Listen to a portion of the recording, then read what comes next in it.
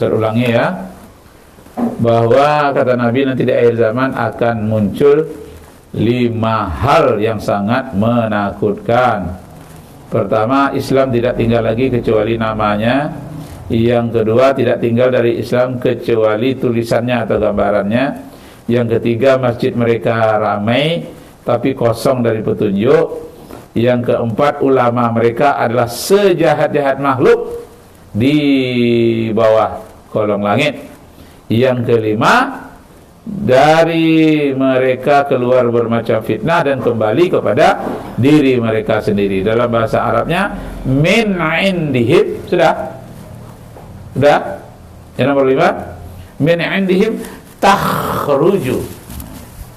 Jadi kalian kalau kho itu jangan bilang tahruju, tapi jelaskan takhruju pakai kho. Takhruju al-fitnatu, takhruju al-fitnatu, kalau disambung takhrujul fitnatu wa fihim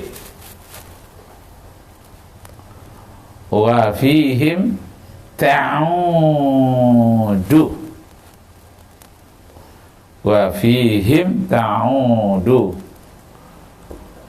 rawahul Baihaqi. Nah, secara harfiahnya min indihim, dari sisi mereka, takhruju keluar, al fitnatu bermacam-macam fitnah, wa dan fihim kepada mereka, ta'udu kembalinya fitnah itu. Jadi fitnah itu datangnya dari mereka dan kemudian akan kembali kepada mereka sendiri. Apa fitnahnya? Orang menang dikatakan kalah. Anies Baswedan jelas menang 58%, dikatakan dia kalah. Sedangkan Gibran hanya dapat 38%, dikatakan dia menang. Timbullah fitnah, sekarang dia mau dilengserkan. Iya kan? Siapa itu? Si pupu bapak, namanya Gibran.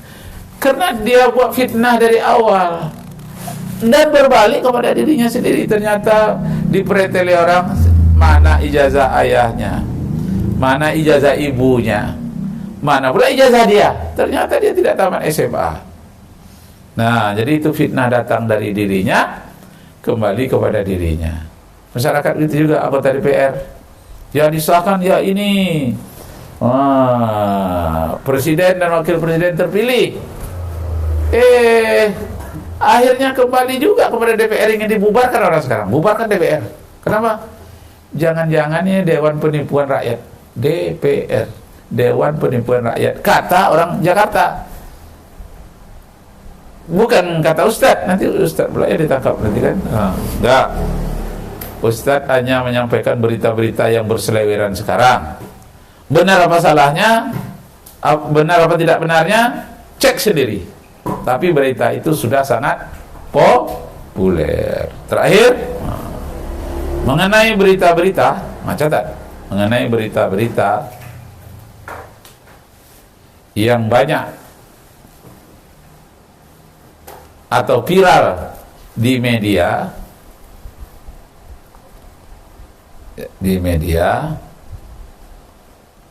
sudah ada antisipasi. Sudah ada antisipasi dari Al-Qur'anul Karim. Surat Al-Hujurat ayat 6. Surat Al-Hujurat atau surat yang ke-48 ya. Al-Hujurat 49 ya. Ayat 6. Wa in ja'akum binaba'in fa in ja'akum binaba'in fatabayyanu. Coba lihat rehat terakhir. Ini sudah setengah 10 ya. Setengah 11. Udah setengah 11. Tadi ayat 6 apa bacanya? Coba cari. Ayatnya.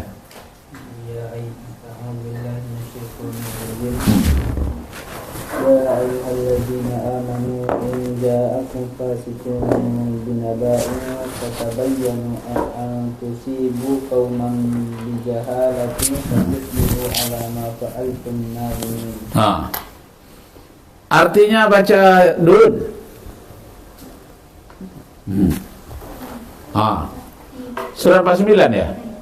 Surat 49 ayat 6. Wahai orang yang beriman, jika seseorang yang fasik datang kepadamu membawa suatu berita, maka terikilah kebenarannya, agar kamu tidak mencelakakan suatu kaum karena kebodohan atau kecerobohan. Akhirnya kamu menyesali perbuatan itu. Yang selalu bawa berita itu kan wartawan. Jadi apabila wartawan membuat satu berita, hendaklah kamu tabayyun, fatabayyanu. Hendaklah kamu tabayyun terlebih dahulu supaya kamu tidak menyesal. Baca Aisyah apa? Anisa baca ayatnya Anisa.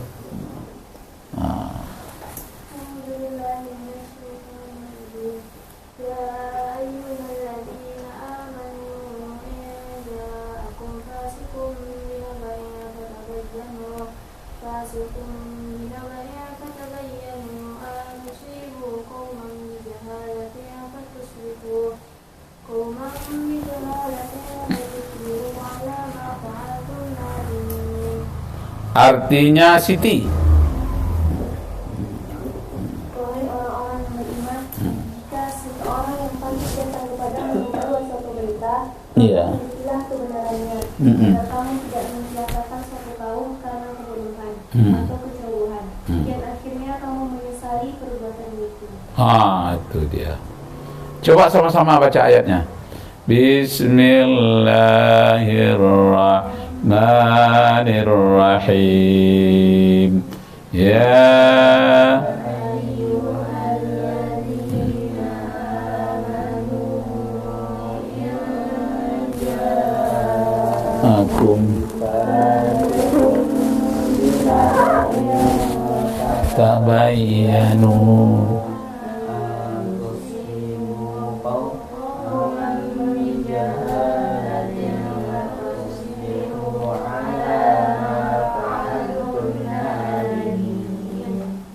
sekali lagi. Bismillahirrahmanirrahim.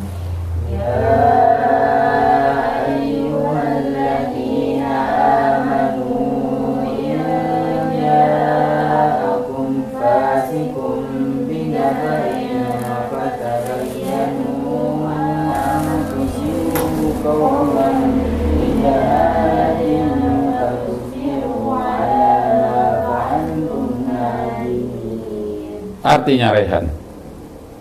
Wahai orang-orang yang beriman, jika seorang fasik datang kepadamu membawa berita penting, maka telitilah kebenarannya agar kamu tidak mencelakakan suatu kaum dengan ketidaktahuan yang berakibatkan kamu menyesali perbuatan itu. Itu dia. Jadi Ustaz dulu pengalaman waktu masih lajang. Jadi Ustadz itu tinggal di suatu kampung, kerja ke sawah terus menerus, dan kiriman dari orang tua tidak datang. Jadi ke sawah. Pernah aku coba berladang padi 5 tahun, mengorbankan diri sambil sekolah mencari rezeki, ke Air Tilis pergi mengaji. Jadi malam-malam Ustadz kadang tak dikasih makan sama orang yang punya ladang. Hanya waktu siang saja. Pagi-pagi pun makan ubi rebus. Jadi malam hari ketika Ustadz menjahit menghadap ke jendela, ada seorang gadis cantik datang. Namanya Maharani. Bang Laki, iya. Sudah makan belum? Jadi Ustadz itu mau bilang sudah, perut lapar. Mau bilang belum, malu. Senang yang datang gadis cantik. Umurnya waktu itu ya 15 tahun lah baru. Ustaz sudah 20 tahun, 19 tahun. Jadi belum dikasihnya nasi. Sering seperti itu. Jadi setelah Ustaz kuliah di Pekanbaru selama 6 tahun, begitu selesai diangkat jadi pegawai negeri. Terangkatlah citra Ustaz sebagai orang suruhan, orang biasa kerja ladang sawah. Terangkat jadi pegawai negeri, mulia sekali, gaji lumayan dan punya kendaraan. Lalu Ustaz carilah ke kampung, mana dia si gadis cantik yang pernah menolong aku mengasih nasi 6 tahun yang lalu. Cari, rupanya dia pindah rumah, tapi tak jauh dari situ. Mana rumahnya si Maharani itu? Nampaklah dia di jendela, seperti bidadari yang turun dari langit. Kok beda dari dulu? Ini Putri Maharani yang dulu. Iya bang, masa abang lupa dengan aku? Oh iya. Apa pekerjaanmu sekarang? Aku baru tamat sekolah untuk jadi guru SD. Udah diangkat? Udah. Tengah penempatannya di sana di Rohul. Jadi Ustaz tanyalah kepada dia, sekarang aku ingin bertanya kepadamu, karena dia pernah kirim surat ke Ustaz waktu kuliah itu, apa kabarnya, macam mana kuliahnya. Ustaz balas, sehat-sehat saja. Jadi ada sedikit komunikasi lah. Waktu itu kan belum ada HP. Jadi setelah dia dewasa, umurnya berapa waktu itu? 24 tahun, 23 tahun. Sedangkan Ustaz waktu itu sudah umur 27 tahun. Jadi kata Ustaz, kamu sudah dewasa. Aku juga sudah dewasa. Kamu sudah mengenal diriku. Aku juga sudah mengenal kamu. Sekarang pertanyaan abang, sudikah engkau menjadi pendamping dalam hidupku? Dia pun tersipu malu. Katanya, belum aku jawab sekarang. Nantilah aku jawab. Dia pun melarikan diri ke dapur. Lalu Ustaz panggil, Maharani kok lari ke dapur? Sini dulu. Belum dijawab lagi pertanyaanku. Nanti ajalah. Tidak ada waktu nanti. Kalau tidak, ya katakan tidak sekarang. Kalau padi, katakan padi. Kalau tidak, katakan dadak. Kalau jadi, katakan jadi. Kalau tidak, katakan tidak. Kalau dadak, katakan dadak. Aku tidak akan tertampi-tampi. Kalau tidak, katakan saja tidak. Aku tak akan menanti-nanti. Katakan iya atau tidak. Pucat ya. Iya atau tidak nih. Akhirnya katanya, oh iyalah bang, aku sudi menjadi pendampingmu. Wih, gembira lah itu kan. Nah, sudah itu terdengar saja dia sudah berkeluarga. Tak lama itu terdengar dia sudah punya anak. Tak lama kemudian terpaksalah Ustaz menghilangkan seluruh hayalan-hayalan yang lama untuk berbahagia dengan si Putri Maharani. Terus buat novelnya, Cinta Pertamaku Ditilang Nenek Dukun. Nah, itu cerita apanya kan. Berapa? 20 tahun kemudian, lama ceritanya diringkaskan aja ya, karena kalau dicerita panjang sekali. 20 tahun kemudian pergilah Ustaz ke rumah guru yang mengajar Ustaz bermusik, gambus, gitar, biola. Itu hobi Ustaz, sampai sekarang bisa main biola. Tapi yang paling mahir gitar dengan gambus. Gini. Kalau gambus hanya 2 jari aja. Kalau gitar sampai ke kelingking. Ya karena gitar itu 4 oktav. Kalau gambus hanya 2 oktav. Banyaknya nyanyi Ustaz sampai sekarang. Suara Ustaz waktu itu bagus. Sekarang agak serak-serak biasa ya. Nah. Jadi pergi ke rumah guru itu, kamu rakib katanya. Sudah lama kita tidak bersuara katanya. Iya Pak, Bang Yazid namanya. Iya. Aduh katanya. Mak masih hidup. Masih, ini duit 50.000 untuk mak belum kasih. Ini untuk kakak itu maksudnya istri dia. Dia itu sebagai abang lah. Jatuhnya kepada Ustaz kan. Nah. Jadi apa katanya? Waduh, apa? Kau ini dulu pernah kenalan ya dengan Maharani 25 tahun yang lalu. Oh iya, kenapa? Kami nggak ada yang percaya. Kenapa? Karena dia itu bintang di kampung itu, tercantik dan terkaya. Sedangkan kamu orang yang termiskin di dunia, kerja di ladang. Tak mungkin rasanya kamu itu bisa pacaran atau bisa senang dengan dia. Dia tak mungkin senang sama kamu. Anak-anak gadis biasa aja tak pernah negur kamu, karena kerja kamu ke sawah seperti kerbau tenggelam di sawah. Gak ada.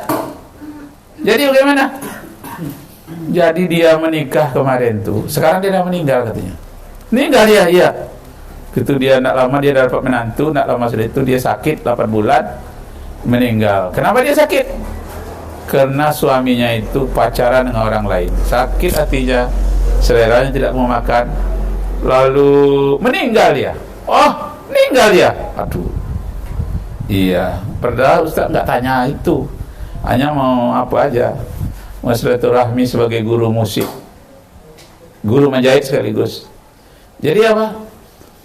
Kenapa dia langsung ajak menikah kemarin itu? Dia nak nunggu saya bang. Iya katanya orang kampung dapat berita, terutama ayah maknya, kamu tuh katanya pengangguran, kamu itu orang susah, nampak kerja di kerja sawah, numpang orang itu di kampung ada tempat kamu berladang. Tapi di kota apa pekerjaan kamu lagi? Tidak ada orang bersawah di kota Pekanbaru. Jadi kata ayahnya, tidak usah ditunggu lagi rakib tuh, nggak usah diterima lagi. Kenapa? Dia tuh nggak ada apa-apanya. Ayah dan ibunya nggak ada di sini. Kemudian dia hanya ngajar ngaji aja dari rumah ke rumah, tidak ada apa-apanya. Lalu disuruhlah nikah dengan seorang guru yang kenalan sama ayahnya. Dia pun mau nikah lah dia. Maka dilupakannya lah Pak Rakib gitu kan. Nah, Ustaz Rakib ditinggalkannya, nikahlah dia. Waktu Ustaz datang, dia sudah menikah. Ya sudahlah, aku ucapkan engkau selamat berbahagia, teruskanlah perjalananmu. Nah, tapi yang guru musik tadi mengatakan dia meninggal dunia, umurnya belum lagi 50 tahun, tahun 43, tahun berapa, meninggal katanya 3 bulan yang lalu. Oh gitu ya. Kenapa dia tidak terima aku dulu? Padahal aku kan sudah diangkat waktu itu, sudah punya Honda, sudah punya pekerjaan sendiri, sudah diangkat pegawai negeri. Apa jawabnya? Karena orang tuanya dapat berita bahwa kamu itu masih menganggur, belum punya pekerjaan. Jadi kata Ustaz, kalau aku tidak punya pekerjaan, mana beranilah aku mau melamar dia. Karena sudah punya pekerjaan, diangkat jadi pegawai negeri lah. Maka aku tanya dia, apakah engkau sudi menerimaku sebagai pendamping hidupmu? Dan dia pun sudi. Tapi orang tuanya mendapat berita bahwa Ustaz Rakib itu menganggur. Di kota Pekanbaru dia hanya ngaji aja dari rumah ke rumah. Ternyata dia mendapat berita yang salah. Nah, akibat dia mendapat berita yang salah itu, orang tuanya menyesal. Waduh, sekarang ini kita tunggu kemarin itu Ustaz Rakib katanya. Akhirnya si Putri Maharani menyesal juga. Dapat pula suami yang playboy katanya. Terdapat awak masih dia melirik ke wanita lain. Kalau Ustaz Rakib kan tidak kayak begitu katanya. Menyesallah dia, sakit dia meninggal. Menyesal juga orang tuanya meninggal juga. Tapi duluan orang tuanya meninggal. Tidak lama itu adiknya meninggal dunia. Jadi sekeluarga itu hampir katakan musnah, hanya tinggal satu orang. Satu orang itu ketemu ketika ceramah di kampung itu katanya ada Facebook selalu menanggapi video Ustaz itu, saya tuh katanya, adik Maharani dulu kan, iya, sekarang aku jambangnya kayak gini, meniru bapakku kan zamannya, oh iya teringat, iya 25 tahun yang lalu, tentu jauh bedanya. 25 tahun yang lalu itu dia masih umur 10 tahun. 25 tahun berikutnya tentu umurnya sudah 35 tahun, jambangnya sudah tebal. Jadi kenapa kau tolak Ustaz Rakib waktu itu? Karena dapat berita bahwa Ustaz itu menganggur, sekarang kami menyesal. Teringat Ustaz tadi pada ayat Al-Quran mengatakan, dapat kamu satu berita, periksa dulu, kalau tidak pasti kamu nanti menyesal. Nah itu ujung-ujungnya kan terbukti di dunia baru. Kalau kamu dapat berita, periksa dulu betul tentang menganggur. Ustaz Rakib itu ternyata tidak. Jadi orang hebat. Yang mau baliknya, ceramahnya, misalnya kan waktu itu pegawai negerinya udah punya kendaraan, yang lain-lain belum. Tapi Ustaz sudah punya waktu itu, seharusnya hebat, tapi menjadi tidak hebat, akhirnya patah hati. Kuruslah badan Ustaz waktu itu. Orang tanya, Pak Rakib katanya sekolah, apa kan sudah pegawai negeri, kok sedih hatinya, kok murah? Iya, kenapa? Jantungku lepas rasanya dari jiwaku. Kenapa? Cinta hatiku sudah diambil orang. Iya, bagaimana rasanya patah hati itu Pak Rakib? Kata Ustaz itu seperti jatuh dari pesawat terbang. Lalu kepedihannya mana? Kepedihannya itu seandainya diletakkan kepada pohon kayu itu akan mati. Waktu itulah dibikinnya novel 7 jilid, Cinta Pertamaku Ditilang Nenek Dukun.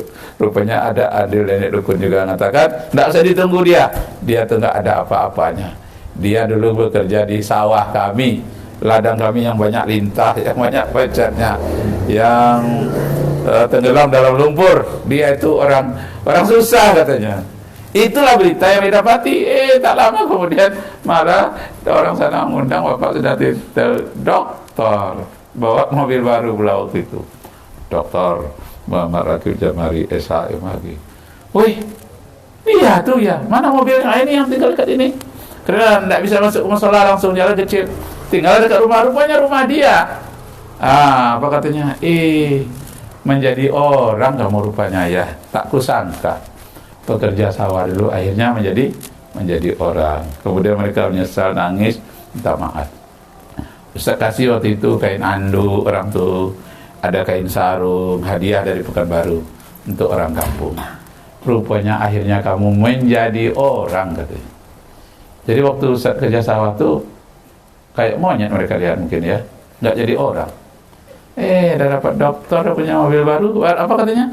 Sekaranglah kamu baru jadi orang. Menyesal kami katanya dapat berita yang salah. Apa ayat ini ya? Supaya jangan menyesal. Orang yang tidak memeriksa suatu berita akan menyesal seumur hidupnya, sampai meninggal menyesal, mati dalam keadaan penyesalan.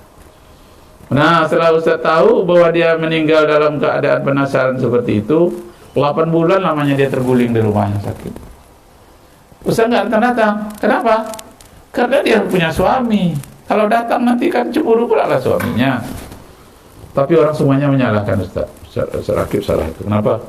Masa 9 bulan dia datang terguling, tak datang agak 1 kali. Datang agak 1 kali mungkin terobat juga lah hatinya. Apa perlu datang? Nanti bercerai pula dia dengan suaminya gara-gara kita datang gitu kan. Kenapa gitu? Karena bekas-bekas masa lalu belum terhapus di hatiku. Jadi seandainya dilihat masih ada aura-aura getaran yang lalu. Jadi ditakutkan menjadi hal-hal fitnah. Daripada fitnah muncul, lebih baik menjauh. Biarlah aku pergi untuk selamanya, engkau tidak di sisiku lagi. Itulah di antara kisah novelnya ya. Yang intinya surat Al-Hujurat ayat 6. Dapat satu berita, jangan lekas percaya, periksa supaya kamu tak menyesal seumur hidupmu. Ya Maryam ya. Banyak orang yang patah hati gara-gara dapat informasi yang salah. Nah, akhirnya kita tutup dengan baca doa khatam Quran. Allahumma arhamna bil Quran. Kuat sikit. Waj'alhu lana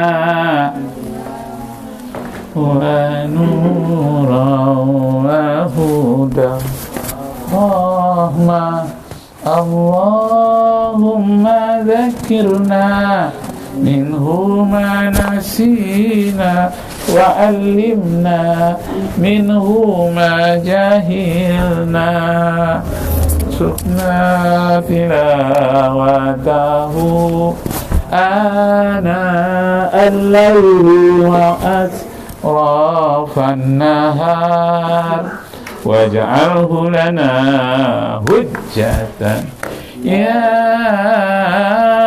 رب العالمين. Assalamualaikum warahmatullahi wabarakatuh. Sampai jumpa lagi minggu yang akan datang.